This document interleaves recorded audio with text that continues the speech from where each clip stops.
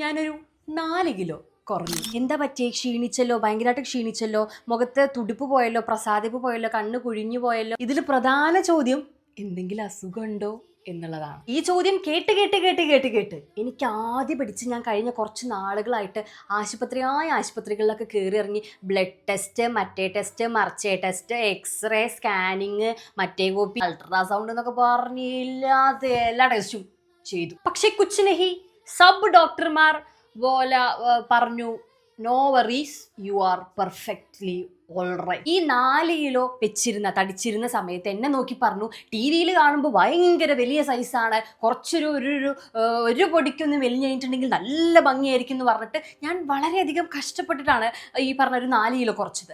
4 kilo കുറഞ്ഞപ്പോൾ എന്നെ നോക്കി പറയുകയാണ്, യു ആർ സിക്ക്, യു ലുക്ക് സിക്ക്, നീ ക്ഷീണിച്ചു, നിനക്ക് അസുഖമുണ്ട്. ഞാൻ വെറുതെ ആണോ മെലിഞ്ഞത്? അല്ല, ഞാൻ എൻ്റെ വാരി വലിച്ചുള്ള തീറ്റ നിർത്തി. എന്നും രാവിലെ 6 മണിക്ക് എണീറ്റ് കളിക്കാൻ പോവും, ബാഡ്മിൻ്റൺ.